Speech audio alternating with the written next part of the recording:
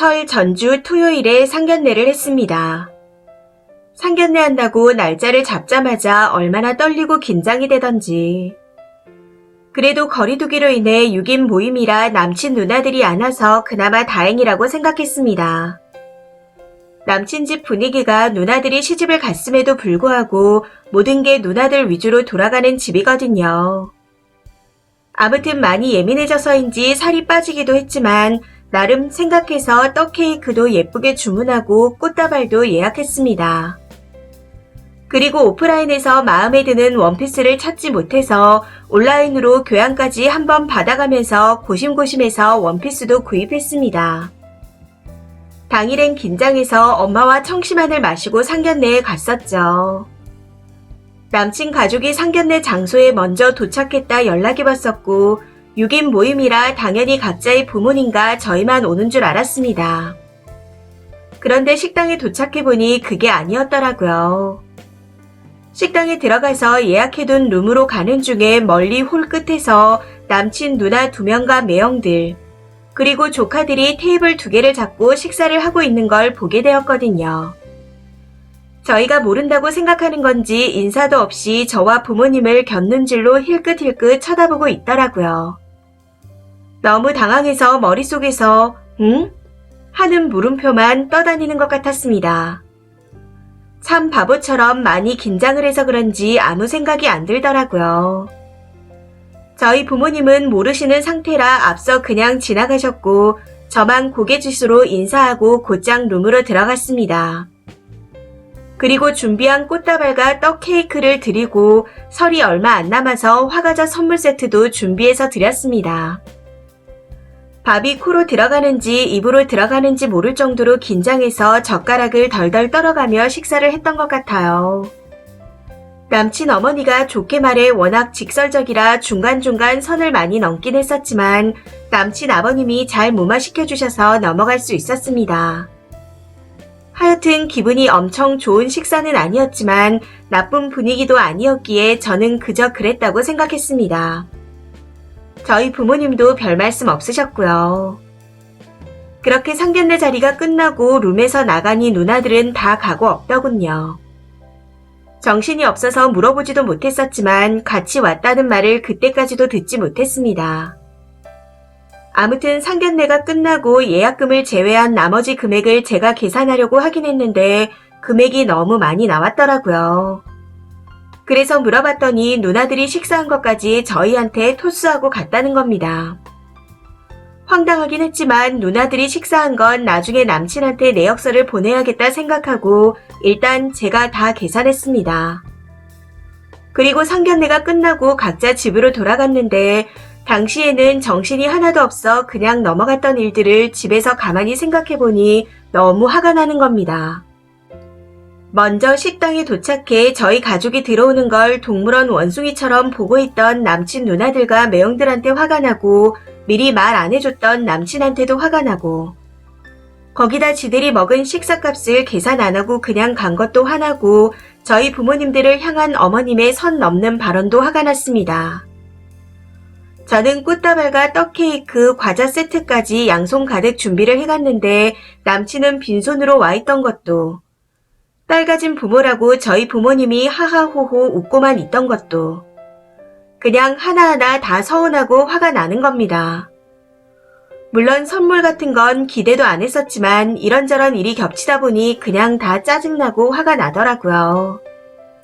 우선은 제가 욱해서 싸움이 날까봐 마음을 차분하게 가라앉히자 싶어 참고 있었습니다. 마음이 좀 가라앉고 나면 누나들의 식사값 내역을 남친한테 보내주면서 왜 미리 말하지 않았냐고 물어볼 참이었었죠.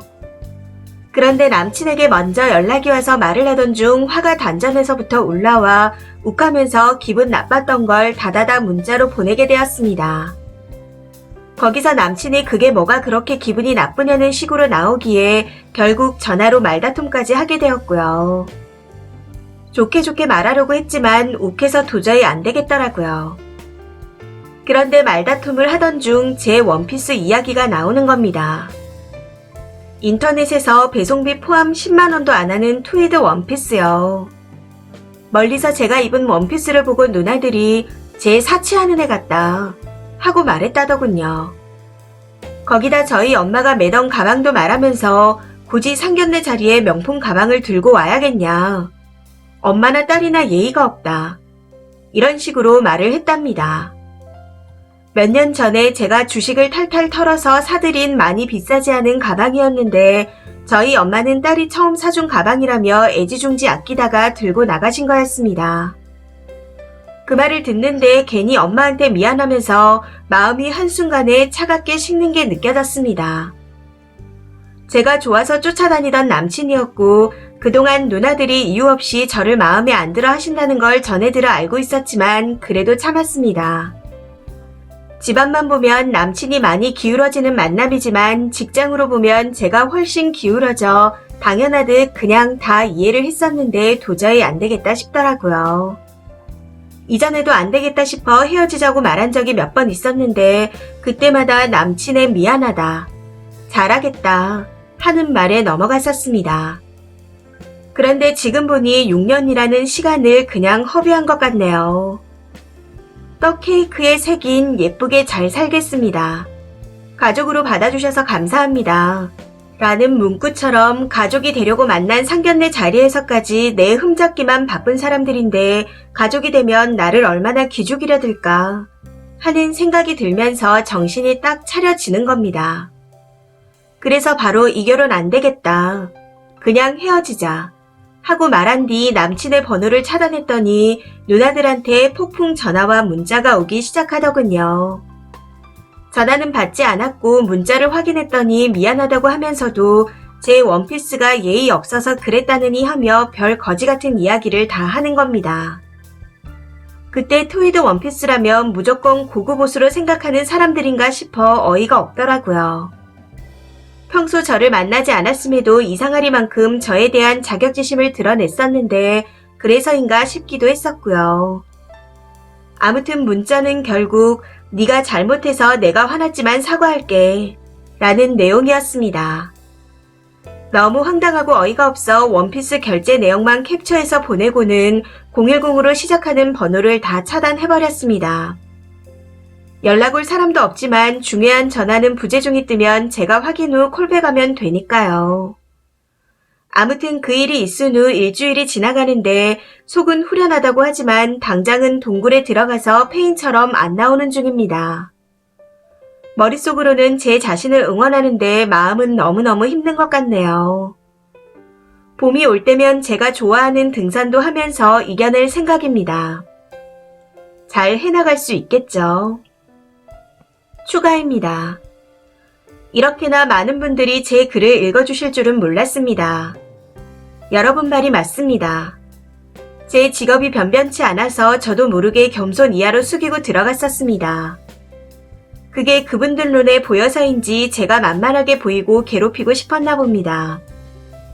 그동안 누나가 좀 세다고 저에 대해 어떻게 생각하는지 말만 들었었고 남친의 카톡 사진으로 본 게 다였는데 저는 그분들의 얼굴을 한눈에 알아보겠더라고요. 아마 상견례 식사 비용은 남동생이 계산하는 줄 알고 그냥 간 것 같았고 또 제가 본인들 얼굴을 모르는 줄 알고 구경차 오셨던 것 같습니다.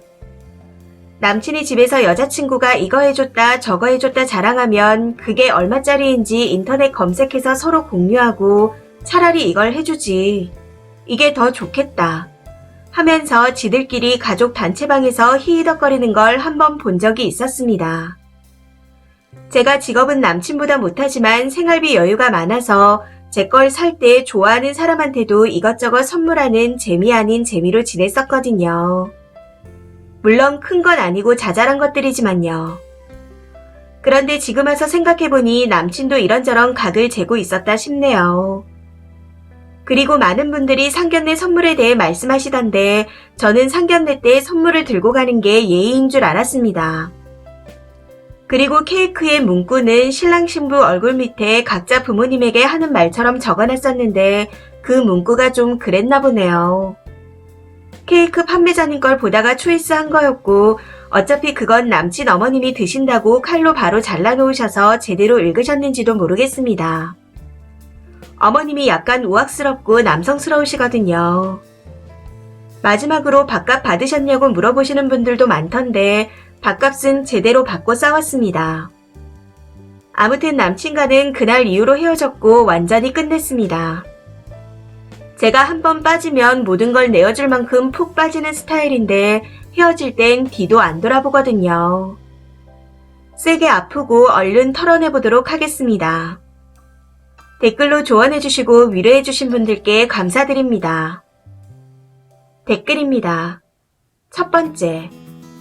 다른 거 안 보이고 가족으로 받아줘서 감사하다는 글귀가 너무 충격적입니다. 내 딸은 저러지도 않겠지만 저딴 거 들고 가겠다고 만들어 오면 억장이 무너질 것 같네요. 두 번째.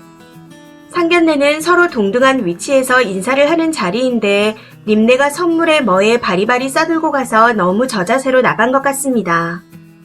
쓰니 부모님이 말리지 않으셨나요? 집안 어른들부터가 너무 저자세로 나가신 듯 합니다. 가족으로 받아줘서 감사하다니요. 저런 멘트 쓰는 사람 처음 봤어요. 누가 구걸하고 누가 받아줘요? 차라리 한 가족이 돼서 기쁘다던가 잘 지내보자던가 그런 게 일반적이죠. 님이 주체적으로 선택해서 하는 결혼이 아니었나 봐요. 앞으로 어떤 사람을 만나도 저자세로 나가지 마세요. 무시당하기 딱 좋은 타입인 듯 합니다. 세 번째. 조만간 살면서 내가 내린 결정 중에 제일 잘한 일이다 할 겁니다.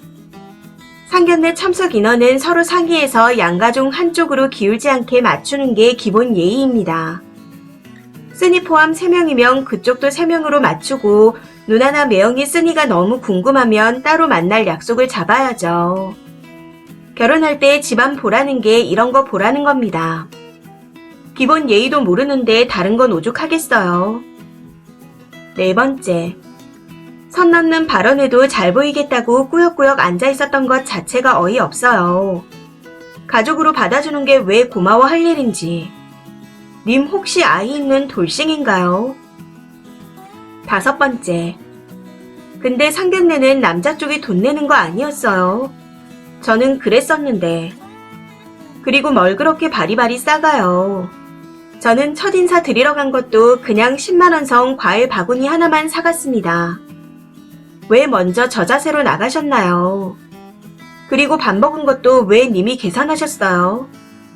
남친놈한테 말하고 니네 누나들 건 니가 계산하라고 하셨어야죠. 그 자리에서 누나들도 왔네요. 이 말 한마디도 못할 정도로 모자란가요? 아무튼 헤어져서 다행이고 다시는 만나지 말아요. 그리고 앞으로 누굴 만나도 2번 다시는 저자세로 나가지 마세요. 여섯 번째. 님도 오바했네요. 사귈 때부터 저자세로 굽신거리니 얻어진 결과입니다. 상견례 자리가 손을 떨 정도인가 싶기도 하고요. 그냥 상견례 밥값 계산도 안 하는 상놈의 집이랑은 차단하시고 마음 잡고 잘 사세요.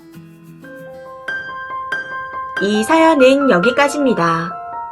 시청해주셔서 감사합니다.